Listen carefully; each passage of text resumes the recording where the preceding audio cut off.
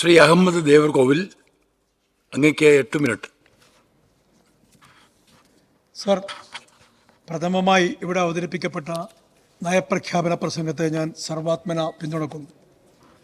ഭാവി കേരളത്തിൻ്റെ ദിശാസൂചികയാണ് ഈ നയപ്രഖ്യാപന പ്രസംഗമെന്ന് അവിതർക്കിതമായി ഇതിലെ വരികൾ നമ്മോട് പറയുന്നുണ്ട്. സർ, ഗവർണറുടെ പ്രസംഗം നടക്കുന്ന സമയത്ത് ഞാൻ പ്രതിപക്ഷ നിരയെ ശ്രദ്ധിക്കുകയായിരുന്നു. അവരുടെ മനസ്സുകളിൽ രൂപപ്പെട്ട ആകുലതയും വ്യാകുലതയും അവരുടെ മുഖങ്ങളിൽ നേരിട്ട് കാണാമായിരുന്നു. സർ, ഇത് യാദൃശ്ചികമാണെന്ന് നമുക്ക് പറയാൻ കഴിയില്ല. കാരണം മുസ്ലിം ലീഗിൻ്റെ സംസ്ഥാന അധ്യക്ഷൻ പരസ്യമായി ഈയിടെ പറയുന്ന ഒരു വീഡിയോ ഞാൻ കാണുകയുണ്ടായി. അദ്ദേഹം പറയുകയാണ്, 8 വർഷമായി ഞങ്ങൾ പ്രതിപക്ഷത്തിരിക്കുന്നു, ഒരു കാരണവശാലും ഇനി ഒരു ഭരണമില്ലാതെ ഞങ്ങൾക്ക് മുന്നോട്ട് നീങ്ങാൻ കഴിയുകയില്ല. ഒരു സങ്കോചവുമില്ലാതെ അദ്ദേഹം ഇങ്ങനെ പരസ്യമായി പറയുന്നത് കേട്ട് ഞാൻ ആശ്ചര്യപ്പെട്ടു പോയി. കാരണം നമുക്കറിയാം, ഇവിടെ INL നിലപാടുകളെക്കുറിച്ച് ശംസുദ്ദീൻ സൂചിപ്പിക്കുകയുണ്ടായി. നിലപാടുകളിൽ വെള്ളം ചേർക്കുന്ന ഒരു സമീപനവും INL ഒരു കാലത്തും സ്വീകരിച്ചിട്ടില്ല. നിലപാടുകളിൽ നിരന്തരമായി വെള്ളം ചേർക്കുന്ന നിലപാടാണ് മുസ്ലിം ലീഗ് സ്വീകരിച്ചിട്ടുള്ളത്. ഇദ്ദേഹം ബഹുമാനപ്പെട്ട അഹമ്മദ് ദേവർകോവിൽ ഇവിടെ സംസാരിക്കുമ്പോൾ പറഞ്ഞു, 8 വർഷമായി മുസ്ലിം ലീഗ് അധികാരമില്ലാതെ മുന്നോട്ട് പോവുകയാണ്, ഇനി അധിക നാൾ അങ്ങനെ മുന്നോട്ട് പോകാൻ കഴിയില്ല എന്ന് ഞങ്ങളുടെ സംസ്ഥാന പ്രസിഡന്റ് ബഹുമാനപ്പെട്ട സാദിഖ് അലി തങ്ങൾ പറഞ്ഞു എന്ന് പറഞ്ഞിട്ട് അദ്ദേഹം പ്രസംഗിക്കുന്നത്. അങ്ങനെ തങ്ങൾ എവിടെയും പറഞ്ഞിട്ടില്ല. ഇല്ലാത്ത കാര്യങ്ങളാണ് പരാമർശിക്കുന്നത്. അത് രേഖയിൽ ഉണ്ടാകാൻ പാടില്ല. ശരി, പരിശോധിക്കാം. വീഡിയോ ഹാജരാക്കാൻ പിന്നീട് രേഖയിൽ ഉണ്ടാച്ചാൽ മതി. രേഖ ഹാജരാക്കാൻ കഴിയും. ഈ പ്രഖ്യാപനത്തിന്റെ മറ്റൊരു അപ്രഖ്യാപിത രൂപമായിരുന്നു നയപ്രഖ്യാപന പ്രസംഗത്തിന്റെ സമയങ്ങളിൽ പ്രതിപക്ഷത്തെ ബഹുമാന്യ അംഗങ്ങളുടെ മുഖങ്ങളിൽ കണ്ട അമ്പരപ്പ്. അതുമാത്രവുമല്ല, കഴുതക്കാമം കരഞ്ഞു തീർക്കുക എന്ന് നമ്മൾ കേട്ടിട്ടുണ്ട്. അതാണ് ശംസുദ്ദീന്റെ പ്രസംഗത്തിലുടനീളം നമുക്കിവിടെ കേൾക്കാൻ കഴിഞ്ഞത് എന്ന് കൂടി സൂചിപ്പിക്കാൻ ഞാൻ ആഗ്രഹിക്കുകയാണ്. സർ, പശ്ചാത്തല വികസനത്തിൽ സർക്കാർ കൈവരിച്ച സമാനതകളില്ലാത്ത നേട്ടത്തിന്റെ നേർചിത്രം ഒരു ഭാഗത്ത്, മറുഭാഗത്ത് നിസ്വരായ കേരളീയ സമൂഹത്തെ ഹൃദയത്തോട് ചേർത്ത് നിർത്തുന്ന സാമൂഹിക സഹായ പദ്ധതികളുടെ പട്ടിക വേറൊരു പുറത്ത്. സർ, കേന്ദ്ര സർക്കാർ എല്ലാ രംഗത്തും നടപ്പിലാക്കുന്ന സാമ്പത്തിക ഉപരോഗത്തെ അതിജീവിച്ചുകൊണ്ട് തനത് വരുമാനം ക്രമാനുഗതമായി വർദ്ധിപ്പിച്ച് ഒരു നാട് വേറിട്ട് നിൽക്കുന്ന ചിത്രമാണ് ഈ നയപ്രഖ്യാപന പ്രസംഗം. സർ, വലതുപക്ഷവും മാധ്യമങ്ങളും സംഘപരിവാരവും ചേർന്ന് കേരളത്തിൻ്റെ വികസനത്തെ തലകീഴായി അവതരിപ്പിക്കാൻ ആസൂത്രിതമായി ശ്രമങ്ങൾ നടത്തുകയാണ്. സർ, 4,24,800 പാവങ്ങളായ മനുഷ്യർക്ക് അന്തസ്സോടെ ജീവിക്കാൻ പാർപ്പിടം നൽകിയ 1,13,718 കുടുംബങ്ങൾക്ക് പുതുതായി തരചായ്ക്കാൻ ഭവനം നൽകാൻ കരാറൊപ്പിട്ട ലൈഫ് ഭവന പദ്ധതിയെക്കുറിച്ച് നിങ്ങൾക്ക് സർക്കാർ പരസ്യങ്ങളിലൂടെ അല്ലാതെ ഒരു പത്രദൃശ്യ മാധ്യമങ്ങളിലും കാണാനോ കേൾക്കാനോ സാധിക്കില്ല. ഈ ചരിത്ര നേട്ടത്തെ നിരാകരിക്കുകയും ചെറുതാക്കുകയും ചെയ്യുന്നവർ ഏത് മനുഷ്യപക്ഷത്താണ് നിലയുറപ്പിക്കുന്നത് എന്ന് സാന്ദർഭികമായി ചോദിക്കാൻ ഞാൻ ആഗ്രഹിക്കുന്നു. സർ, 1,50,887 പാവങ്ങളായ മനുഷ്യർക്ക് 3 വർഷത്തിനകം പട്ടയം നൽകിയതിൻ്റെ കണക്കുകളാണ് ഇവിടെ അവതരിപ്പിക്കപ്പെട്ടത്.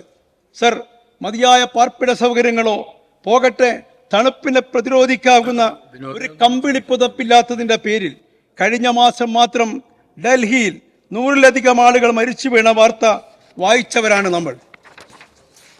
ഇന്ത്യയിലാണ് 64,000 അതിദരിദ്രരെ കണ്ടെത്തി അവർക്ക് വീണ്ടും ജീവിതാവസരങ്ങളും തൊഴിലും നൽകാൻ ഒരു സർക്കാർ പ്രതിജ്ഞാബദ്ധമായി മുന്നോട്ട് നീങ്ങുന്നത്. 2025 നവംബർ 1 ഒറ്റ അതിദരിദ്രരുമില്ലാത്ത ഇന്ത്യ രാജ്യത്തെ ഏക സംസ്ഥാനമായി കേരളം മാറുമെന്ന് ബഹുമാന്യനായ മുഖ്യമന്ത്രി സഖാവ് പിണറായി വിജയൻ ഉറപ്പ് നൽകിയിട്ടുണ്ട്. ഈയിടെ നീതി ആയോഗിന്റെ മുൻ CEO ശ്രീ അമിതാഭ് കാന്ത് ഒരു പ്രഖ്യാപനം നടത്തുകയുണ്ടായി. ഇന്ത്യയിൽ ഏറ്റവും എളുപ്പത്തിൽ ബിസിനസ് ആരംഭിക്കാൻ കഴിയുന്ന സംസ്ഥാനമാണ് കേരളമെന്ന്. സർ, ആയിരക്കണക്കിന് രൂപ ചെലവഴിച്ച് കേരളത്തിലെ 140 മണ്ഡലങ്ങളിലും പൊതുവിദ്യാഭ്യാസ സ്ഥാപനങ്ങളെ ലോകോത്തരമാക്കിയ സർക്കാരാണ് ഈ സർക്കാർ. ഇതിൽ തുടർച്ചയാണ് ഉന്നത വിദ്യാഭ്യാസ രംഗത്തെയും മികവിന്റെ കേന്ദ്രമാക്കാനുള്ള സർക്കാരിന്റെ നീക്കങ്ങൾ. കരിക്കുലം നവീകരിച്ചും പുതിയ കോഴ്സുകൾ ആരംഭിച്ചും പശ്ചാത്തല സൗകര്യങ്ങൾ വികസിപ്പിച്ചതിൻ്റെയും ബലിഷ്ഠമായ തറയിൽ നിന്നാണ് സ്റ്റഡി ഇൻ കേരള എന്നുള്ള പുതിയ ശീർഷകം പിറവികൊണ്ടിട്ടുള്ളത്. പ്രാഥമിക വിദ്യാഭ്യാസ രംഗത്ത് കേരളം കൈവരിച്ച 1-ാം നമ്പർ എന്ന സ്ഥാനം വരും വർഷങ്ങളിൽ ഉന്നത വിദ്യാഭ്യാസ രംഗങ്ങളിലും എത്തിപ്പിടിക്കും എന്നതിലെ പ്രഖ്യാപനമാണ് ഈ നയപ്രഖ്യാപന പ്രസംഗം. സർ, വിഴിഞ്ഞം തുറമുഖത്തിൻ്റെ നാൾവഴികൾ നമുക്കെല്ലാം അറിയാം. ഇന്ന് ഇന്ത്യക്ക് അഭിമാനമായി, ലോകത്തിന് അഭിമാനമായി വിഴിഞ്ഞം തലയുയർത്തി നിൽക്കുകയാണ്. പഴയ കരാർ പ്രകാരം 2039 വരുമാനം ലഭിക്കേണ്ട പദ്ധതിയാണ് വിഴിഞ്ഞം. സർക്കാരിൻ്റെ കാര്യക്ഷമമായ ഇടപെടലിൻ്റെ ഫലമായി 2034 തന്നെ സംസ്ഥാന സർക്കാരിന് വരുമാനം ലഭിക്കാവുന്ന രൂപത്തിൽ പുനർക്രമീകരിക്കാൻ സാധിച്ചിട്ടുള്ളത്. സർ, നോൺ മേജർ തുറമുഖങ്ങളായ കൊല്ലവും കോഴിക്കോട് ജില്ലയിലെ ബേപ്പൂരും കണ്ണൂർ ജില്ലയിലെ അഴീക്കലും വിഴിഞ്ഞവും വിദേശ കപ്പലുകൾക്ക് എത്താവുന്ന ISPS ഉൾപ്പെടെയുള്ള അംഗീകാരങ്ങൾ നേടി മികവിൻ്റെ കേന്ദ്രങ്ങളായി നിൽക്കുന്നു. സർ, വർഗീയ സംഘർഷങ്ങളും ക്രമസമാധാന പ്രശ്നങ്ങളിലുമല്ലാത്ത കേരളം ലോകത്തെ വിനോദസഞ്ചാരികളുടെ ഇഷ്ടഭൂമിയായി മാറിയതിൻ്റെ വാർത്തകളാണ് അനുദിനം വായിച്ചുകൊണ്ടിരിക്കുന്നത്. വിദേശ രാജ്യങ്ങളിൽ നിന്ന് കേരളത്തിലേക്ക് ഒഴുകുന്ന വിദേശ സഞ്ചാരികളെ എണ്ണം പരിശോധിച്ചാൽ, അവരോട് ചോദിച്ചാൽ അവർ പറയും, സ്വസ്ഥമായി കിടന്നുറങ്ങാനും ശുദ്ധമായി ശ്വസിക്കാനും കഴിയുന്ന ദൈവത്തിൻ്റെ സ്വന്തം നാടാണ് കേരളം, അതുകൊണ്ടാണ് ഞങ്ങൾ ഇങ്ങോട്ട് ആകർഷിക്കപ്പെടുന്നത് എന്ന് പറയുന്ന സ്ഥിതിവിശേഷം ഉണ്ടാക്കിയെടുക്കാൻ ഈ സർക്കാരിന് സാധിച്ചിട്ടുണ്ട്.